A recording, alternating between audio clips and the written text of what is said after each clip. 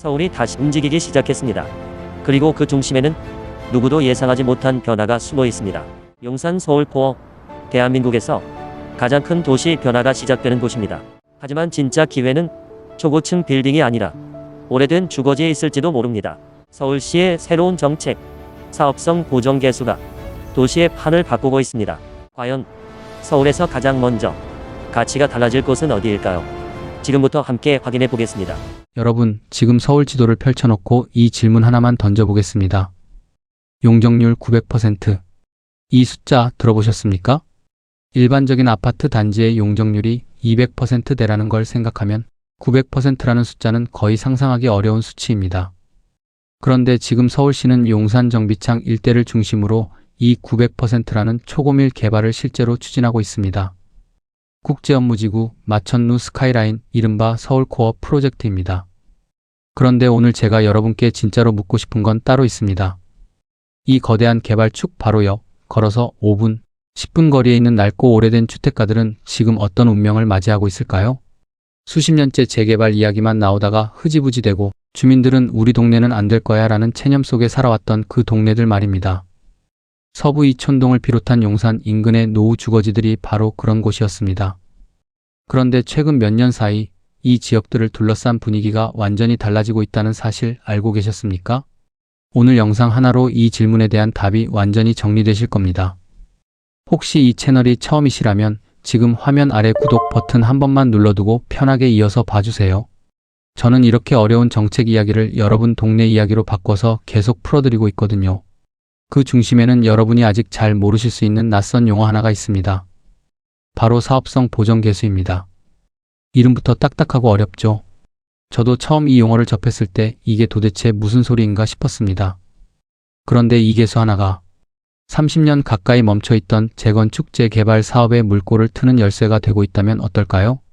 오늘 이 영상에서는 세 가지를 함께 파헤쳐 보겠습니다. 첫째, 왜 그동안 노후 주거지들의 재개발이 그렇게 어려웠는지. 둘째, 사업성 보정 개수라는 이 낯선 제도가 정확히 어떤 원리로 작동하는지. 그리고 셋째, 실제로 이 제도를 적용받은 단지에서 무슨 일이 벌어졌는지, 그리고 용산 서울코어 인근의 노후 주거지들이 앞으로 어떤 시나리오를 그릴 수 있는지까지. 끝까지 보시면 여러분이 무심코 지나쳤던 동네 하나가 완전히 다르게 보이기 시작할 겁니다.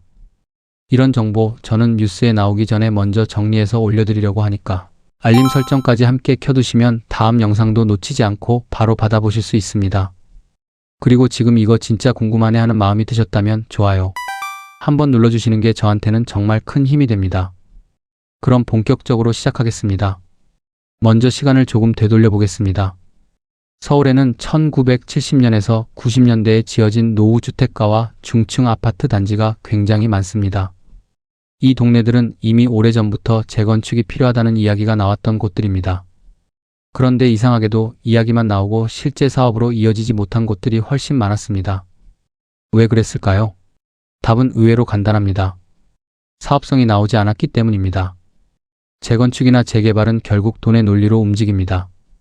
조합이 만들어지고 시공사가 들어오고 낡은 건물을 부수고 새 아파트를 짓습니다. 그런데 이 과정에서 조합원들이 새 아파트를 분양받으려면 추가로 돈을 내야 하는 경우가 대부분입니다. 이걸 분담금이라고 부릅니다. 문제는 이 분담금이 지역에 따라 천차만별이라는 겁니다. 강남처럼 땅값이 비싸고 일반 분양가도 높게 형성되는 지역은 새 아파트를 지어 일반에 분양했을 때 벌어들이는 수익이 커서 조합원들의 부담이 상대적으로 적습니다. 반면 상대적으로 토지 가격이 낮은 지역, 세대 밀도가 지나치게 높은 노후단지 또는 법이 정한 임대주택 의무 비율 부담이 큰 지역은 아무리 재건축을 해도 수지가 맞지 않았습니다. 여기에 또 하나의 변수가 있었습니다. 바로 용적률입니다. 용적률이란 대지 면적 대비 건물 연면적의 비율을 뜻하는데 쉽게 말하면 이 땅에 얼마나 높고 넓게 지을 수 있는가를 결정하는 숫자입니다. 그런데 서울시가 정한 법적 기준 용적률은 지역에 따라 2종 일반주거지역 190%, 3종 일반주거지역 210% 수준으로 묶여 있었습니다. 그런데 여기서 아이러니한 현상이 벌어집니다. 1990년대에 지어진 중층 아파트 단지들 중에는 지어질 당시의 건축 기준에 따라 이미 230%에서 280%에 달하는 용적률로 지어진 곳들이 상당히 많았습니다. 즉, 지금 서울시가 정한 새로 지을 수 있는 기준보다 이미 서 있는 낡은 건물의 용적률이 더 높은 역전 현상이 발생한 겁니다. 이게 왜 문제가 될까요? 재건축을 해서 법적 기준 용적률인 190%나 210%로 다시 지으면 지금보다 오히려 세대수가 줄어들 수 있다는 뜻입니다. 낡은 집을 부수고 새 집을 지었는데 오히려 집이 좁아지거나 세대수가 줄어든다? 이런 사업에 누가 동의서를 써주겠습니까? 여기에 더해 정비사업 추진 과정 자체도 지나치게 길고 복잡했습니다. 정비구역으로 지정받기까지만 평균 5년 가까운 시간이 걸렸고 그 사이 주민들 사이의 갈등, 사업성에 대한 불신, 그리고 정치적 상황 변화까지 겹치면서 수많은 구역들이 사업 추진 단계에서 좌초하거나 지정 자체가 해제되는 일이 반복됐습니다. 이런 배경 속에서 서부 이촌동을 포함한 용산 인근의 여러 노후 주거지들은 재개발 이야기는 나오는데 실제로는 아무것도 바뀌지 않는 동네라는 인식이 굳어져 갔습니다. 주민들 입장에서는 답답할 수밖에 없었습니다. 바로 코앞에서는 국제업무지구라는 초대형 개발이 추진되는데 정작 자신들이 수십 년을 살아온 집은 낡아가기만 하고 아무런 변화가 없었으니까요. 그런데 바로 이 지점에서 판을 뒤흔드는 변화가 시작됩니다. 서울시는 이런 구조적인 문제를 정면으로 들여다봤습니다. 그리고 2030 도시주거환경정비기본 계획을 통해 이른바 사업성 개선 방안이라는 카드를 꺼내 들었습니다. 그 핵심에 있는 두 가지 장치가 바로 사업성 보정 개수와 현황용 적률 인정입니다. 이름만 들으면 굉장히 관료적이고 딱딱하게 느껴지실 겁니다. 그런데 이 제도의 원리를 한 문장으로 요약하면 이렇습니다. 땅값이 낮고 단지 규모가 작고 세대 밀도가 높아서 사업성이 떨어지는 지역일수록 오히려 더 많은 인센티브를 준다.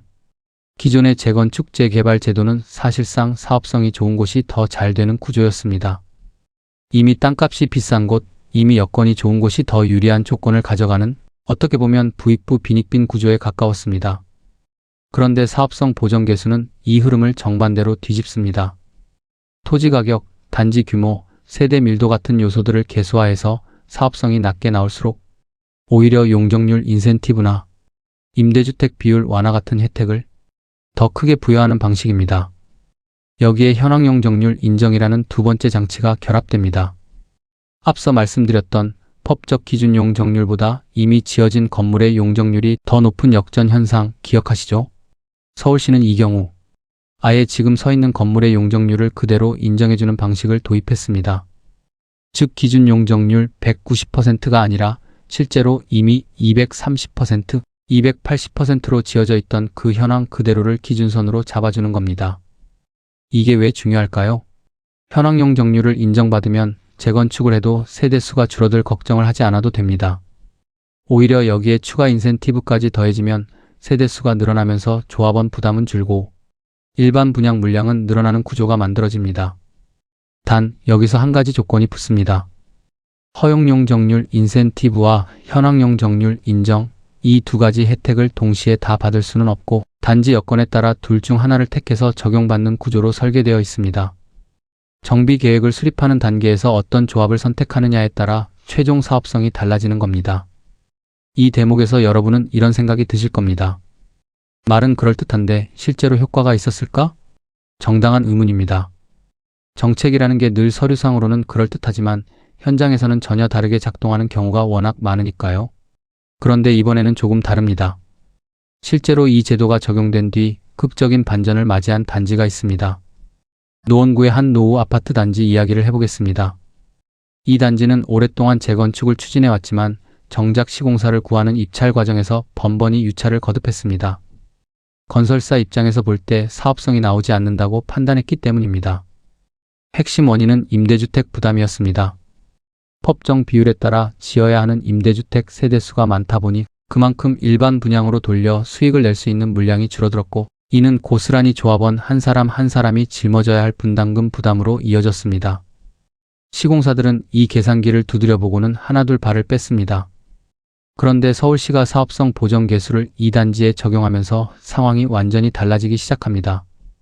임대주택 세대수를 기존 153가구에서 55가구로 대폭 줄이고 그만큼 일반 분양 물량을 101가구까지 확보할 수 있게 되면서 조합원 한 사람이 부담해야 할 금액이 약 1억 원가량 줄어드는 효과가 나타났습니다. 1억 원. 이 숫자가 갖는 의미를 조금 더 풀어드리겠습니다. 재건축 분담금 1억 원은 많은 조합원들에게 이 사업에 동의할 것인가 말 것인가를 가르는 결정적인 기준선이 되는 금액입니다. 노후 아파트에 오래 거주해온 고령의 조합원들 중에는 당장 목돈을 마련할 여력이 없어 재건축 동의 자체를 주저하는 경우가 적지 않습니다. 그런데 이 부담금이 1억 원 가까이 줄어든다면 계산기를 다시 두드려보게 되는 겁니다. 실제로 이 단지는 사업성에 대한 평가가 달라지자 대형 건설사가 단독으로 입찰에 나섰고 이후 입찰이 다시 유찰되는 과정을 거치면서 사실상 수의계약으로 전환할 수 있는 요건이 갖춰졌습니다. 결국 이 단지는 대형 건설사를 최종 시공사로 확정하는 수순을 밟게 됩니다. 멈춰섰던 시계가 다시 움직이기 시작한 겁니다. 이 사례가 중요한 이유는 단순히 제도가 좋다는 홍보성 이야기를 하기 위해서가 아닙니다. 이 사례는 사업성 보정 개수라는 제도가 서류상의 이론에 그치지 않고 실제 시장에서 건설사의 투자 판단과 조합원들의 동의 여부를 실질적으로 바꿔놓을 수 있다는 걸 보여주는 증거이기 때문입니다. 그렇다면 이제 진짜 궁금한 질문으로 넘어가야 합니다. 이 제도가 용산 서울코어 개발과 맞닿아 있는 노후 주거지들에도 적용된다면 어떤 일이 벌어질까요? 용산 정비창 일대의 국제업무지구 이른바 서울코어 개발은 용적률 최대 900%에 이르는 초고층 고밀 개발로 추진되고 있습니다.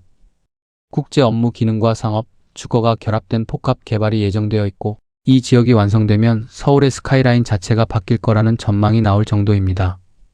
그런데 이 거대한 개발축 바로 옆 서부 이촌동을 비롯한 용산 인근의 노후 저층 주거지들은 지금까지 앞서 말씀드린 사업성 부족이라는 벽에 오랫동안 가로막혀 있었습니다. 토지 가격은 서울 도심 한복판 수준으로 이미 높게 형성되어 있는데도 정작 정비사업 추진 과정에서는 낮은 사업성 평가, 복잡한 이해관계, 오랜 정체를 겪어온 지역들이 섞여 있습니다. 여기서 잠시 가상의 인물을 통해 이 상황을 조금 더 생생하게 그려보겠습니다. 지금부터 소개해드리는 사례는 실제 제도 운영 방식을 바탕으로 재구성한 가상의 예시라는 점을 먼저 말씀드립니다. 용산 인근 노후 주택가에서 30년 넘게 거주해온 60대 주민 박정원 씨가 있다고 가정해 보겠습니다. 박정원 씨는 젊은 시절 이 동네로 이사 온 뒤 재개발 이야기를 수십 년째 들어왔습니다. 다음 정권에서는 될 거다. 이번에는 진짜 될 거다라는 말을 반복해서 들으면서도 정작 실제로 삽을 뜬 걸 본 적은 없었습니다. 그 사이 이웃들은 하나둘 지쳐서 집을 팔고 떠났고 박정원 씨의 골목은 갈수록 날가만 갔습니다. 그런데 어느 날 동네 주민센터 게시판에 낯선 공고문이 붙습니다. 신속통합기획 후보지 선정 관련 공고였습니다. 그리고 정비계획을 수립하는 과정에서 사업성 보정 개수와 현황용 적률 인정을 지역 여건에 맞게 적용해 사업성을 확보하겠다는 문구가 눈에 들어옵니다. 처음에는 박정원 씨도 반신반의했습니다. 또 저 소리인가 하는 마음이 컸습니다. 그런데 이번에는 뭔가 달랐습니다. 실제로 임대주택 비율을 낮추고 일반 분양을 늘리는 시뮬레이션 결과가 설명회 자리에서 공개되었고 예상 분담금이 이전 추정치보다 크게 낮아진 숫자로 제시되었습니다. 박정원 씨의 마음속에서는 복잡한 감정이 교차합니다. 오랜 세월 쌓여온 불신과 체념, 그리고 이번에는 정말 다를 수도 있다는 조심스러운 기대감. 이웃들과 다시 모여 이야기를 나누기 시작하고 반대하던 목소리들도 조금씩 흔들리기 시작합니다. 이것이 바로 노후 주거지 재건축 재개발 현장에서 실제로 반복되고 있는 심리적 풍경입니다. 제도 하나가 바뀌었다고 모든 게 한순간에 해결되는 건 아닙니다. 하지만 최소한 이번에는 계산이 다르다는 확실한 근거가 생겼다는 것, 이게 지금 용산 인근 노후 주거지들이 마주하고 있는 변화의 실체입니다. 물론 여기서 냉정하게 짚어야 할 부분도 있습니다. 사업성 보정 개수와 현황용 적률 인정은 어디까지나 사업성을 확보하기 위한 조건을 만들어주는 제도이지 모든 지역에 자동으로 동일한 혜택이 적용되는 것은 아닙니다. 실제 적용 여부와 수치는 지역별 여건, 정비계획 수립 과정에서의 협의, 그리고 최종 고시 내용에 따라 달라질 수 있습니다. 이 부분은 반드시 최신 공고와 정비계획 확정 내용을 통해 확인하셔야 합니다. 여기까지 들으시면 그럼 지금 당장 용산 인근 노후 주거지를 주목해야 하는 거 아닌가라는 생각이 드실 수 있습니다. 그런데 이야기를 여기서 끝내면 반쪽짜리 정보가 됩니다. 기대감이 커지는 곳에는 언제나 그림자도 함께 따라오기 때문입니다. 실제로 최근 몇 년 사이 신속통합기획 확정 소식이 전해진 지역들에서는 재건축 기대감이 커지면서 일대 집값이 연이어 신고가를 경신하는 현상이 벌어졌습니다. 압구정, 여의도, 목동 같은 지역들이 대표적입니다. 이런 흐름은 실수요자가 아닌 투기 수요를 끌어들이는 부작용으로 이어질 위험이 있습니다. 이 때문에 서울시와 정부는 토지거래허가제라는 강력한 규제 카드를 함께 꺼내 들었습니다.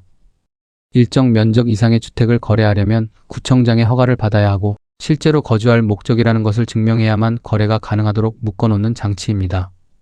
실제로 강남 3구와 용산구 전체 아파트 단지 약 2,200여 곳, 40만 가구 규모가 토지거래 허가구역으로 지정된 사례가 있었고, 새롭게 선정되는 신속통합기획 후보지들에도 투기 방지 대책이 함께 적용되고 있습니다. 여기서 여러분이 반드시 기억하셔야 할 게 있습니다. 이 동네가 뜬다더라라는 소문만 믿고 뛰어드는 순간 여러분은 실수요자가 아니라 투기적 거래로 분류되어 오히려 거래 자체가 막히거나 심각한 법적 제약에 부딪힐 수 있습니다. 사업성 보정 개수는 어디까지나 정비사업 자체의 사업성을 개선하는 제도이지 누구나 쉽게 시세 차익을 노릴 수 있는 투자 신호가 아닙니다. 이 둘을 혼동하는 순간 기대는 곧바로 위험으로 바뀝니다. 또 하나, 현장에서는 크고 작은 갈등도 함께 벌어지고 있습니다. 권리 산정 기준일을 둘러싼 현금 청산 갈등, 반대 동의서를 중복으로 진구하면서 벌어지는 절차상의 갈등, 공공기업 부담 비율을 둘러싼 사업성 관련 갈등, 그리고 추정분담금이 시장 상황 변화를 제대로 반영하지 못해 참여자들의 부담이 예상보다 커지는 문제까지 다양한 갈등 사례들이 실제 정비사업 현장에서 반복적으로 보고되고 있습니다. 정비계획 수립 초기 단계에서 제시되는 예상 분담금이나 기대 수익은 어디까지나 추정치라는 점, 그리고 실제 사업이 진행되는 몇 년 사이 시장 상황과 공사비, 금리 여건이 얼마든지 달라질 수 있다는 점을 반드시 함께 고려하셔야 합니다. 그럼에도 불구하고 이 이야기가 갖는 진짜 의미는 다른 데 있습니다. 수십 년 동안 우리 동네는 안 될 거야 라는 체념 속에 살아온 사람들에게 처음으로 명확한 근거를 가진 변화의 가능성이 주어졌다는 것, 이것 자체가 굉장히 큰 의미를 갖습니다. 재건축, 재개발이라는 단어 뒤에는 결국 사람이 있습니다. 낡은 배관에서 새는 물을 몇 번이고 손수 고쳐가며 살아온 사람들, 겨울이면 외풍이 심한 집에서 몇 겹씩 옷을 껴입고 지내온 사람들, 그리고 그 와중에도 언젠가는 바뀌겠지라는 희미한 기대를 놓지 않았던 사람들. 앞서 말씀드린 노원구 사례에서 조합원 한 사람의 부담금이 1억 원 가까이 줄어들었다는 건 단순히 숫자의 문제가 아닙니다. 그건 누군가에게는 이제야 새 아파트에 들어갈 수 있겠다는 안도감이고, 또 다른 누군가에게는 평생 모은 돈을 다 쏟아붓지 않아도 된다는 현실적인 숨통이었을 겁니다. 용산 서울코어라는 초대형 개발 옆에서 오랫동안 그림자처럼 존재해왔던 노후 주거지들, 이 지역들이 사업성 보정 개수라는 제도적 장치를 통해 실질적인 변화의 문턱에 다가서고 있다는 사실은 단순한 부동산 뉴스를 넘어서는 이야기입니다. 도시가 어떻게 오래된 곳을 끌어안고 함께 성장해 나갈 수 있는지를 보여주는 하나의 실험이기도 합니다. 물론 모든 지역이 똑같이 혜택을 받는 것도 아니고 모든 사업이 순탄하게 진행되는 것도 아닙니다. 갈등도 있고 위험도 있고 시간이 걸릴 수도 있습니다. 하지만 적어도 지금 오랫동안 멈춰있던 시계가 조금씩 다시 움직이기 시작했다는 것만큼은 분명해 보입니다. 오늘은 용산 서울코어 개발과 맞닿아 있는 노후 주거지들이 사업성 보정 개수라는 제도를 통해 어떻게 새로운 국면을 맞이하고 있는지 함께 살펴봤습니다. 정리해보면 이렇습니다. 첫째, 그동안 노후 주거지 재건축이 어려웠던 근본 원인은 토지 가격, 단지 규모, 임대주택 부담에서 비롯된 사업성 부족이었습니다. 둘째, 서울시는 사업성 보정 개수와 현황 용적률 인정이라는 두 가지 장치를 통해 사업성이 낮은 지역일수록 더 큰 인센티브를 주는 방식으로 이 구조를 뒤집었습니다. 셋째, 실제로 노원구의 한 단지에서는 이 제도를 통해 조합원 부담금이 약 1억 원 가까이 줄어드는 실질적인 변화가 있었습니다. 그리고 넷째, 이런 기대감 뒤에는 투기 과열과 토지거래 허가구역 지정, 각종 갈등 사례라는 그림자도 함께 존재한다는 것 반드시 기억하셔야 합니다. 여러분의 동네 혹은 관심 있게 지켜보고 계신 지역이 있다면 이번 기회에 정비계획 수립 현황과 사업성 개선 방안 적용 여부를 한번 직접 확인해 보시길 권해드립니다. 서울시 정비사업 정보 몽땅 사이트나 각 자치구 공고를 통해 최신 정보를 확인하실 수 있습니다. 이번 영상 어떠셨습니까? 딱딱하게만 느껴졌던 사업성 보정 개수가 이제는 조금 다르게 보이신다면 그게 바로 오늘 이 영상이 여러분께 도움이 됐다는 증거입니다. 그 마음, 좋아요 한 번으로 표현해 주시면 저에게 정말 큰 힘이 됩니다. 그리고 여러분의 동네나 관심 지역에도 비슷한 변화가 있었는지 댓글로 함께 이야기 나눠주시면 다음 콘텐츠에 적극 반영하겠습니다. 다음 영상에서는 이 사업성 보정 개수가 실제로 적용되고 있는 다른 지역들, 그리고 앞으로 지정이 예상되는 후보지들을 더 구체적으로 짚어드릴 예정입니다. 아직 구독하지 않으셨다면 지금 이 타이밍에 구독 버튼 한번 눌러주시고 될 수 있으면 알림 설정까지 함께 켜두시길 권해드립니다. 정비구역 지정이나 후보지 공고처럼 타이밍이 중요한 소식들은 알림이 켜져 있어야 놓치지 않고 가장 먼저 받아보실 수 있거든요. 기회는 준비된 사람에게 옵니다. 기회찬스 TV 다음 영상에서 또 만나겠습니다. 감사합니다.